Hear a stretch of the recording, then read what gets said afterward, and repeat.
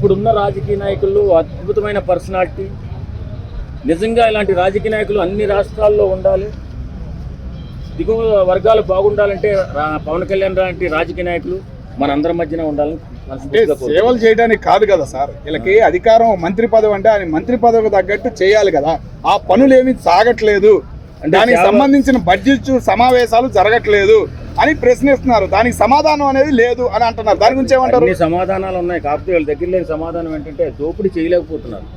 పవన్ కళ్యాణ్ గారు అడ్డుగా పడుతున్నారు. ఇప్పుడు దోపిడీ చేస్తే ఇప్పుడు వాస్తవంగా రాజకీయ నాయకులు అంటే ఈవేళ 100 కోట్లు ఖర్చు పెట్టి ఒక ఎమ్మెల్యే అయిన తర్వాత 1000 కోట్లు ఎలా సంపాదించాలని ఆలోచించేటటువంటి వ్యక్తులే ఉన్నారు తప్ప పవన్ కళ్యాణ్ లాంటి వ్యక్తులు అయితే చాలా అరుదుగా ఉన్నారు. అలాంటి వాళ్ళు రావాలని కోరుకోవాలి. చాలామంది ఆయన్ని ట్రోల్ చేయడం, ఆయన ఏవో మాట్లాడడం, 3 పెళ్ళిళ్ళు అనడం, 4 పెళ్ళిళ్ళు అనడం, ఇలాంటి వెకిలి మాటలు వెరినవ్వులు నవ్వుతున్నారు తప్ప అతను అంతర్గతంగా అతను ఎలాంటి సేవలు చేస్తున్నాడు, ఎలా ప్రజల పక్షాన్ని నిలబడుతున్నాడు అని ఆలోచించరు. అంటే మానవత్వం నశించిపోతుందా?